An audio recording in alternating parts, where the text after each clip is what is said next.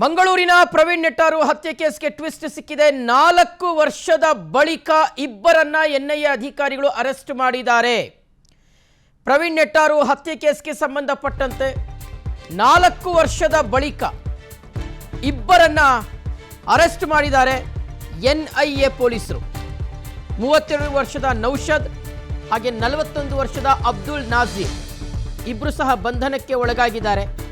ಕೇರಳದ ಕೊಚ್ಚಿಯಲ್ಲಿ ಇವರಿಬ್ಬರನ್ನ ಎನ್ಐಎ ಅಧಿಕಾರಿಗಳು ಅರೆಸ್ಟ್ ಮಾಡಿದ್ದಾರೆ।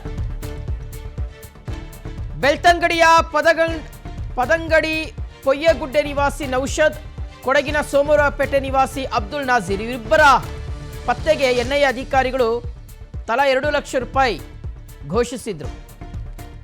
ಆದರೆ ಫೈನಲಿ ಈಗ ಕೊಚ್ಚಿಯಲ್ಲಿ ಇವರಿಬ್ಬರನ್ನ ಅರೆಸ್ಟ್ ಮಾಡಲಾಗಿರುವಂಥದ್ದು। ಇವರು ಪ್ರವೀಣ್ ನೆಟ್ಟಾರು ಹತ್ಯೆ ಕೇಸ್ಗೆ ಸಂಬಂಧಪಟ್ಟಂತೆ ಬಂಧನಕ್ಕೆ ಒಳಗಾಗಿರ್ತಕ್ಕಂಥವರು।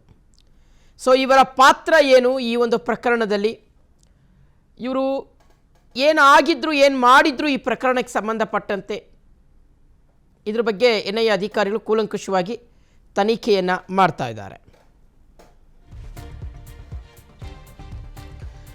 ಪ್ರವೀಣ್ ನೆಟ್ಟಾರು ಹತ್ಯೆ ಇಡೀ ದೇಶದಾದ್ಯಂತ ತೀವ್ರ ಆತಂಕವನ್ನು, ತೀವ್ರ ಚರ್ಚೆಯನ್ನು ಹುಟ್ಟುಹಾಕಿತ್ತು।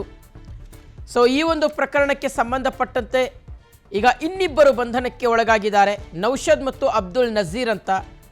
ಇವರಿಬ್ಬರು ಕರ್ನಾಟಕ ಮೂಲದವರೇ, ಕರ್ನಾಟಕದವರೇ। ಸೊ ಇವರನ್ನು ಕೇರಳದ ಕೊಚ್ಚಿಯಲ್ಲಿ ಅರೆಸ್ಟ್ ಮಾಡಲಾಗಿದೆ। ಈ ಪ್ರಕರಣದ ಮತ್ತೊಂದಿಷ್ಟು ಮಾಹಿತಿಯನ್ನು ಕಲೆ ಹಾಕುವ ಕಾರ್ಯ ನಡೀತಾ ಇದೆ। ಸೊ ಹಾಗಾಗಿ ಇವರಿಬ್ಬರ ಪಾತ್ರ ಏನು, ಮುಂದೆ ಇದರಿಂದ ಈ ಪ್ರಕರಣಕ್ಕೆ ಯಾವೆಲ್ಲ ಲೀಡ್ಗಳು ಸಿಗ್ಬೋದು, ಯಾವೆಲ್ಲ ಹೊಸ ಆಯಾಮಗಳು ತೆರ್ಕೊಳ್ಬಹುದು ಅನ್ನೋದನ್ನು ನಾವು ಕಾದು ನೋಡಬೇಕಾಗಿದೆ।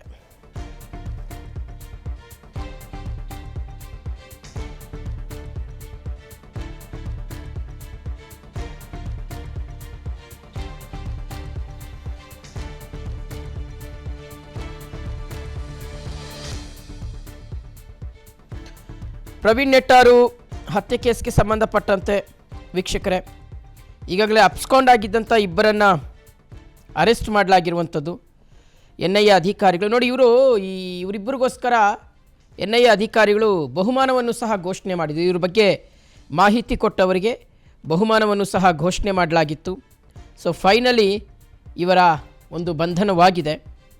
ಜುಲೈ 26, 2022ರಲ್ಲಿ ಮಂಗಳೂರಿನ ಸುಳ್ಯ ತಾಲೂಕಿನ ಬೆಳ್ಳಾರೆ ಅನ್ನುವ ವಿಲೇಜಲ್ಲಿ ಪ್ರವೀಣ್ ನೆಟ್ಟಾರು ಅವರ ಭೀಕರ ಹತ್ಯೆ ನಡೆಯುತ್ತೆ।